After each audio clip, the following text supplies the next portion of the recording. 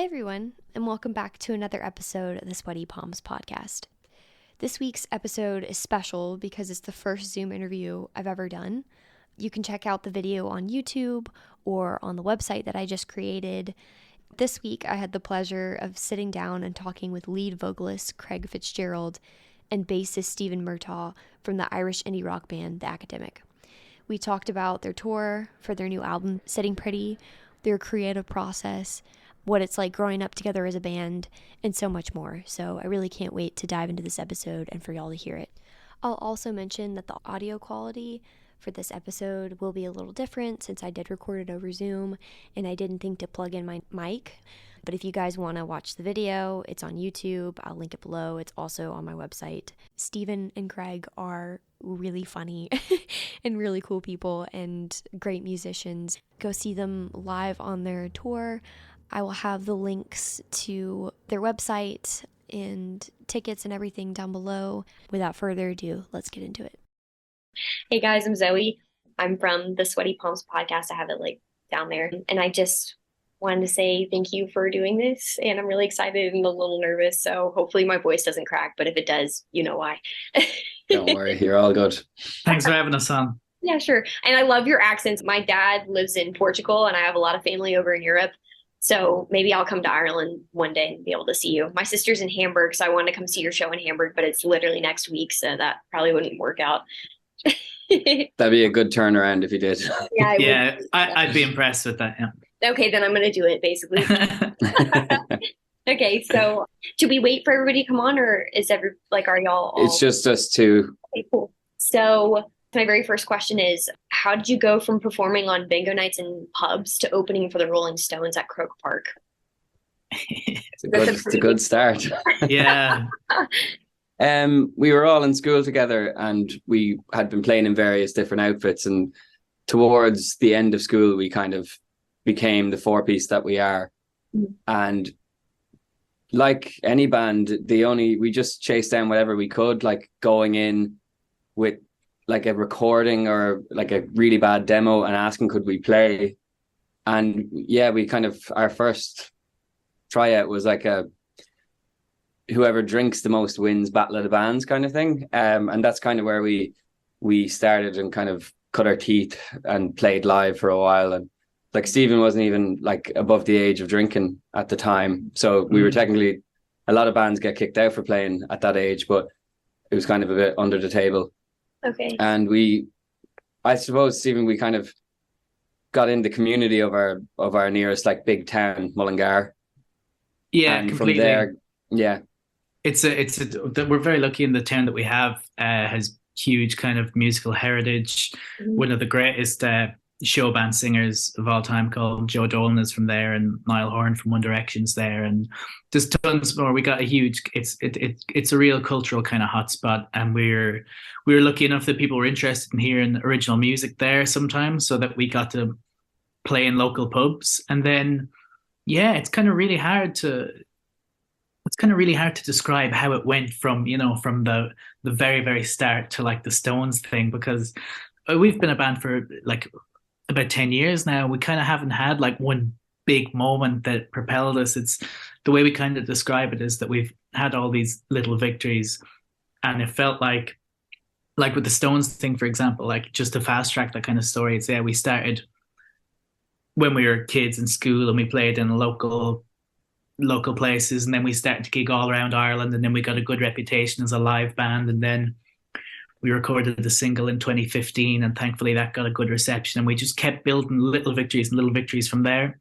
And then in 2018 our first album came out and it did well. It went to #1 in Ireland, and we were just having a really good time, and we were doing well with gigs in Ireland. And then the promoter pitched us as the Rolling Stones support, and then I guess we've been told that they went through all the possible support acts and that they saw what we were doing as an independent band, and they heard about the success of the album and listened to a little bit. And then I've no idea why, but they picked us. Yeah, that's huge. Okay, so I have to ask, what if you were under the age, what's the drinking age in Ireland? Because I know in Germany you can drink beer and wine at 16. 18 It's here. It's Yeah, it's 18 legally here, but like culturally, it's it's whenever you want. Yeah. Okay, that's whatever. I mean, that was my experience too. I grew up in Germany for a little bit, not to the drinking age, but yeah, like things are way more lax in Europe. I visit. I might move back, and then we can all be friends. And then I come to Ireland and do video. Okay, so this kind of goes off what you guys mentioned, but how do you all think growing up together as a band has influenced your musical style, the things you write about, and how well you work together? Yeah, I think being friends and having known each other even longer than the band has existed has been like a crucial part to like the longevity and the creativity, really. Because we just kind of have like a foundation of when we all like when we connect, we know what we like and we're all kind of aware of each other's influences and stuff. It's not like we don't see half of the band. We all know each other really well. So when it comes to discussing like creativity and and then living together and being in a band, it makes that whole thing makes it very like cohesive and like extremely easy to do. I feel lucky that I can answer that question because I don't know what it would like. I just never want to really know what it would like being in a band if I was like a hired gun, or if like Stephen was just some guy who shows up with a bass and I'm like, what's the story? Like, so yeah, the Academics are quite familial. I think it's our greatest strength in many ways as a band is that like we all had years of being friends and family. For me and my brother Matthew's in the band as well, so that we had like years of experiences being friends and family before the Academic kicked off. And I mean, roughly we've all known each other. Me and Matthew have obviously known each other forever again because we're brothers, but the rest of us have all known each other since we were 12. So I think when you've known someone for that long, and then the band got serious when we were in our kind of late teen years. So that foundation, I think, is probably our greatest strength. And like Craig said, God only knows what kind of shape we'd be in if we were just some guys who got together in our early 20s and didn't understand how to be around each other and didn't like really fundamentally understand who each of us is as a person and how this well-oiled machine keeps going. I feel like we've been really lucky. Oh yeah, definitely. I think you have that on your side for sure. That's like incredible. 10 years together as a band is like unheard of in the music industry. So like congrats to you guys. That's huge. Thanks. So I'm like, okay, so I have to just really quickly, I named my podcast Sweaty Palms because my hands sweat. Like having to interview people is like very nerve-wracking for me, but I love doing it. So anyway, that's just throwing that in there. My hands are sweating. I get that too. You're doing great. Yeah, like clean. Yeah, I did this. Obviously, I get used to like performing on stage or something, but I did a guest spot. Sorry to go on a little tangent, but I did a guest spot on a local radio station recently. And as kind of a joke and as kind of a serious thing, they let me do the weather. And I was doing the weather live on the radio, and my palms were so sweaty. You wouldn't believe it. I was so nervous. It was like a different type of pressure that you don't get from being in a studio or being on stage. When I was like, when the mic went live and I had to read out the weather, I was like, it's sunny with scattered showers and blah, blah, blah. Because my hands were, I just remember feeling, it's funny that's the name of the podcast, because I remember like my palms have never been this sweaty before. Yeah, like you feel drenched and you're like, I want to like wipe them on my pants. But then if you do, then you like leave the sweat stains and people are like, something's wrong with her. Yeah. That's crazy. So my next question is, your song, My Very Best, seems to take on themes of mental health and the idea that you can't help someone who doesn't want to help themselves. How did you come up with the concept or idea for the song, and what made you want to write about this specific type of relationship? It was personally happening, which made it quite easy. The title had just arrived out of a situation of a relationship breakdown. And it's interesting because it's like from me to that person. But it was just one of those moments where like, I think, like it was written in COVID times, and it was like everything was very heavy, and we were like you weren't seeing a lot of each other, and it was like that desperation to like find that breakthrough of, I know this can be good if I can just work and try everything I can, and it just never kind of happens, and it's kind of facing that reality that no matter like how good or hard you try, sometimes your best isn't good enough, and it's just it's a little stinker to accept in love and loss. But yeah, it is. I think, like we say, it's kind of the emotional centerpiece of the album. Mm-hmm. And I just feel that title, when it lands, I think it just kind of perfectly wraps itself around. And then the verses are this kind of storyteller going about difficulties in even like stuff that's quite like simple, like like letting an assumption ruin your day. Mm-hmm. Those small little things that you're kind of playing mind games, and then there's the bigger thing that sometimes you try and avoid and work really hard to fix, but it just doesn't happen. Mm-hmm. It's a great song. When I heard it the first time, I just felt like I'd experienced that so many times in my life. Mm-hmm. And it really resonated with me. So I'm really glad that you guys wrote it and produced it and let it out into the world, because I feel like it's helped a lot of people, including myself. So thank you for that. Oh, thank you. Thank you. Glad. Cheers.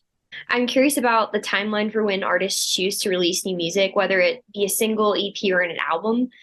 Your debut album, Tales from the Backseat, was released about 5 years ago.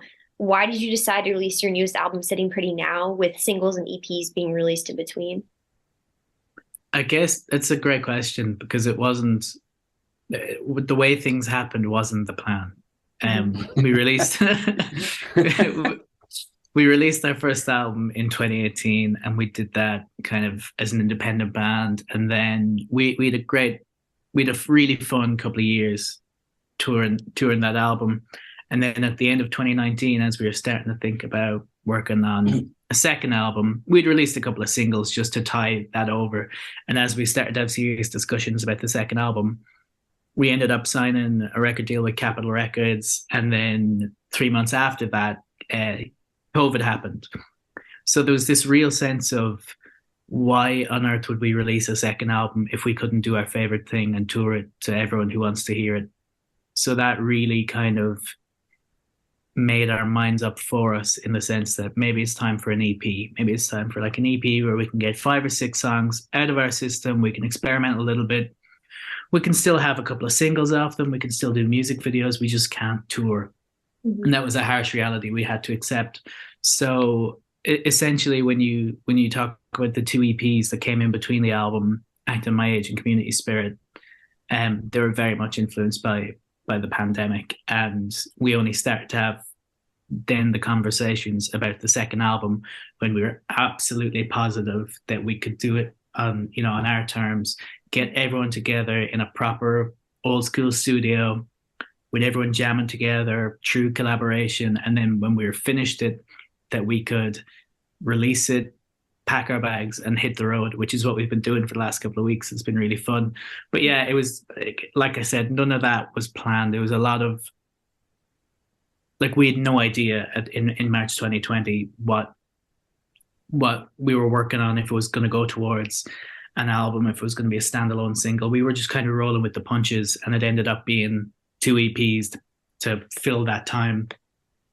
And thankfully, we arrived at Sitting Pretty in a version of the world where we can go and tour. Mm-hmm. That's awesome. Yeah, because I guess COVID kind of changed everything for everybody. So I was really curious about that dynamic, but that's cool. I like how it kind of fell together and it worked out for you guys, which is great.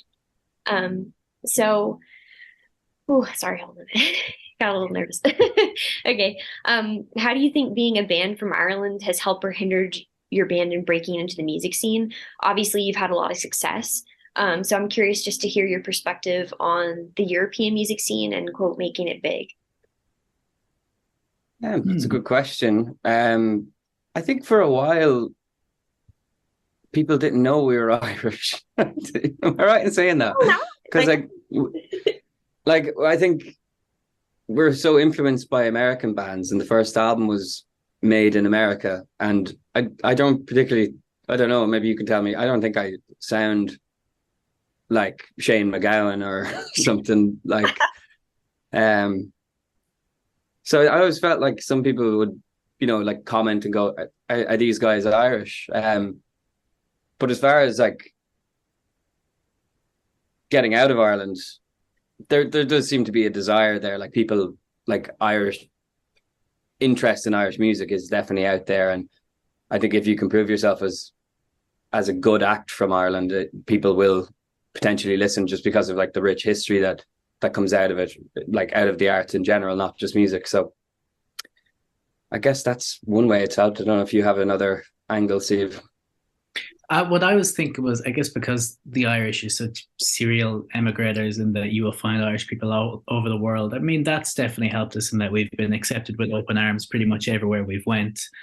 And also, yeah, I guess we're quite lucky that there's a real kind of happening scene right now within Irish alternative music where like you've seen huge international success with the likes of Fontaines DC and Inhaler. And I mean, like if we can be involved in that conversation and you know, thankfully we've got a decent following in Europe and the UK and stuff. There's a really, really healthy scene for Irish acts trying to make it overseas at the minute. I don't think it's hindered us in any way to answer the flip side of your question. I can't think of a way in that one thing we never wanted was to be that band who went overseas and only Irish people were at the gigs. We never wanted that. We never wanted just all the expats showing up and shouting Irish things at us on stage. And thankfully, we're not that band. We get a healthy amount of support from Irish people if they happen to be in, you know, wherever, Vienna, Toronto, where, you know, it's like, we get like one or two people and they're like, oh, I'm from Ireland, I'm from here, and that's cool. But thankfully we always had ambitions to be an international band, and like Craig said, that maybe we don't like sound like what you would think a traditional Irish band would sound like. So yeah, I think it's our identity as Irish people has only helped us. I don't think it's hindered us in a single way, thank God. That's awesome. I'm like half Irish, half German. I don't know if you can tell by the hair. Cool, yeah. But yeah, I had to ask because I thought it was really cool. I've been to a couple of festivals in Europe, mostly in Denmark because my other sister's in Denmark. But I just was curious to see the differences between the European music scene versus American because I work, you know, here in the US. But I would love to transition over at some point in Europe and see how that would be for myself too, I guess. Cool. Yeah, we'll see. Yeah, I don't know. Okay. How much creative freedom did you have along the way in being able to craft your image? It's kind of weird. I'd say 100%. I think 100%. Yeah. We've never kind of bended to anyone's. And to be fair, we've never. I don't know. Is there maybe this thankfully is a way of the past where you'd have these management groups or record labels who'd have this kind of unfair amount of influence over what an act sounds like, what an act looks like. I think in the age of like social media and stuff, like transparency has never been more like at the forefront of what makes acts popular. I think people can tell if you shoved us all in like white tuxedos and we were like, hey, this is the new look for the academic, I think people would be like, I don't buy that. I don't buy that that's what they want to do. So I think thankfully there's more transparency than ever. And that like acts who are like being unashamedly themselves are rising to the top. I hope anyway. I think that's like a really uncynical way to look at it. But for the most part, I do believe that to be true. I don't know about you, Craig, what you think. I was going to agree. I feel like when we maybe started in the music industry and had a bit of interest, getting to meet other bands along the way at like club shows or whatever, there was definitely the idea of seeing a band be micromanaged behind the scenes was normal. And luckily we didn't get into that too much, but I actually kind of really do feel like what Stephen's saying, like it is dead in the water in a way. It's definitely it's more beneficial to just be yourself, which is a brilliant thing to say. But yeah, totally agree with Stephen. Did you know the example I was thinking of was like, I know he's not like musically comparable to us probably at all, but it was Lewis Capaldi. I know he's kind of popular in America as well, but just someone who's so unashamedly himself and couldn't probably no one could do that act if they tried because it's so kind of natural to him and it's so who he is. And I think people buy into that and that's what makes people love him. Definitely. He's hilarious. I love seeing kind of this sounds weird to say, but like the humanity behind artists. Cause I think, you know, when you become famous, people tend to want to rip you apart or put their assumptions of who you are on you. But if you can completely be yourself, then you can connect with a lot of different people, and people seem to, kind of, I don't know, feel like they can relate to you more. I don't know. Or I guess Exactly. I watched the YouTube video that you guys posted for the live looper version of Bear Claw. I thought it was such a unique concept for a video. How did you come up with the idea to make it? And was it all in one take, or did you have to take like several takes if you messed up or something? No, amazingly, it was all one take. Joking. Yeah, look, there's no technical wizard in the academic.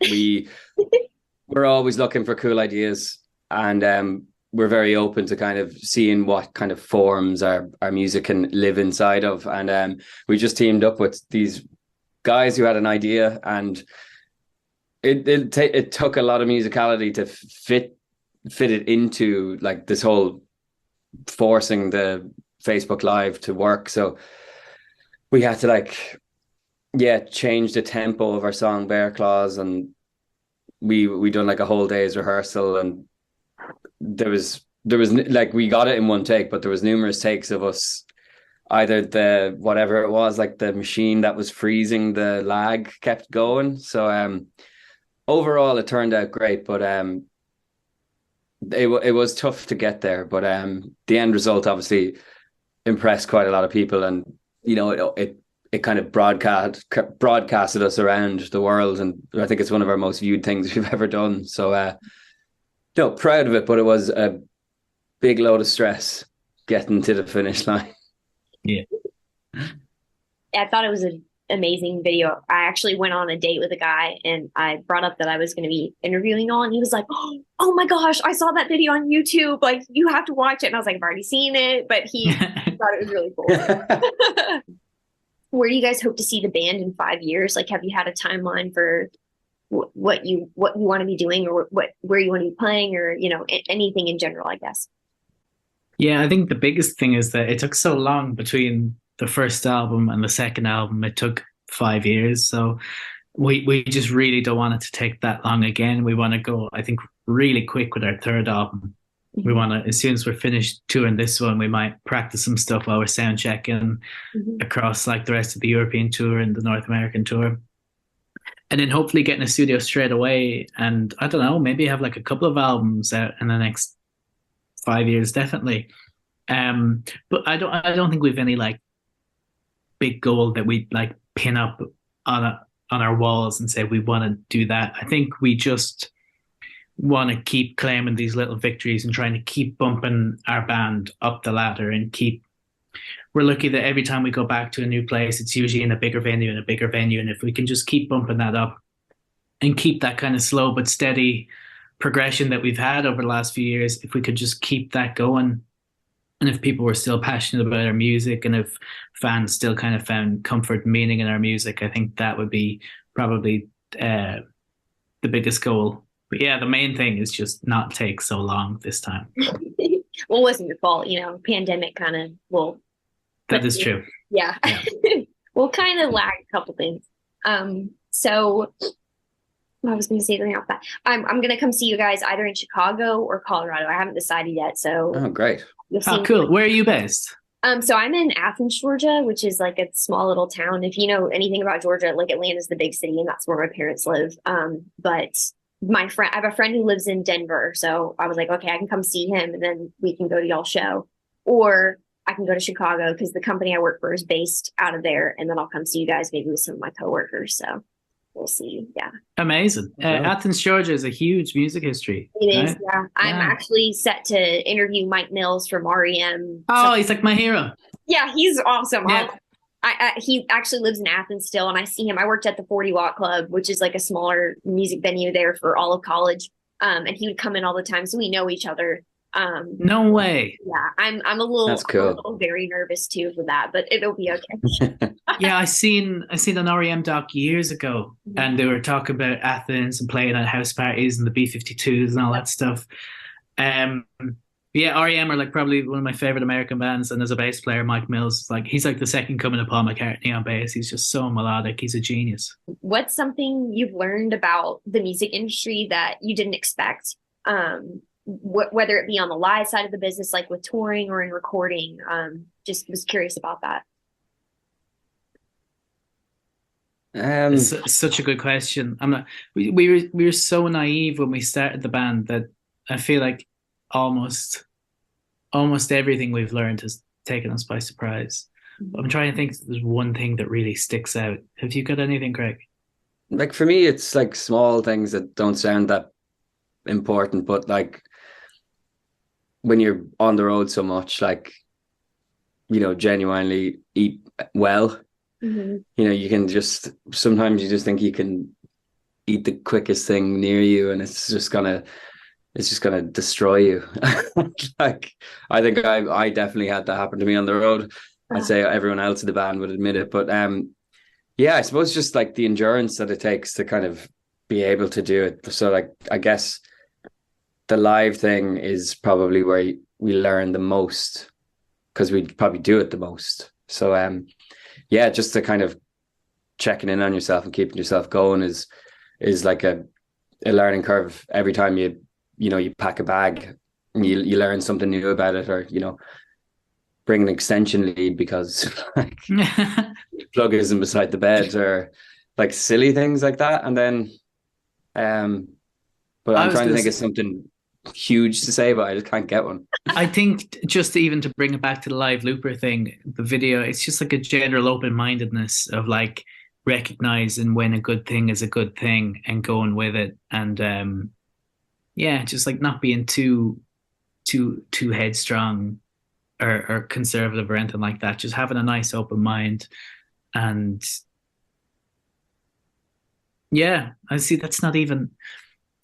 No, I think that's the big answer, Steve. That's the big answer. Yeah. I don't know if I don't know where we learned that, or if that's even something you learn about the music industry. But I just think if anyone was listening to this who was like looking for advice like that of what any of this experience has taught us, it's just to keep an open mind. Collaboration is key, and it'll only make you better in kind of everything that you're trying to do. Mm-hmm. I think that's a great answer. I also like that you mentioned bringing up touring on the road, because I know how hard that is on like your body and just mentally, and you know, you're traveling, and whether it's you're in a bus or you're on a plane, like it just, whenever I go to see my dad in Europe or my siblings over there, just getting there is such a process. So you guys have to take a 8 to 9 to 10 hour flight to get here when you do your North American tour, and then you got to drive all the way around or fly, whatever you're doing. So that's intense. And yeah, eating properly is important, and then also keeping an open mind, I think, going into doing what you're doing, because you're creative. So that's, like a staple of being a creative person, is having an open mind. Yeah. So smart. Oh my gosh. I mean, I knew that. I said as if I'd be surprised, but you just, it's really been really cool to talk with you and listen to, what you've talked about and the experiences you've had. And I just really thankful for this opportunity. So thank you for wanting to, do this, I guess. No, our pleasure. Thanks for having us on.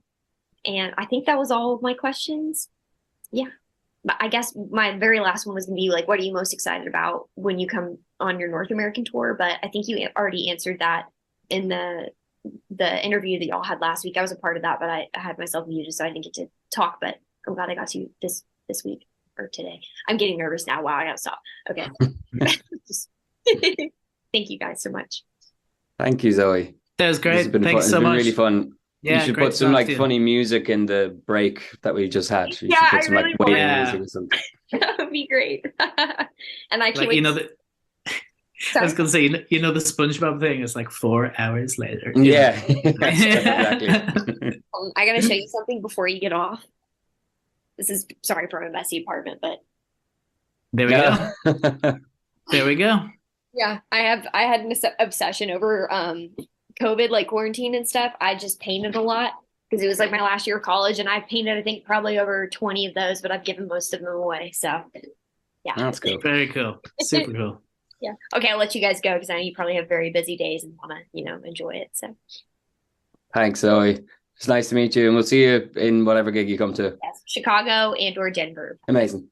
Super. Can't wait. Yeah.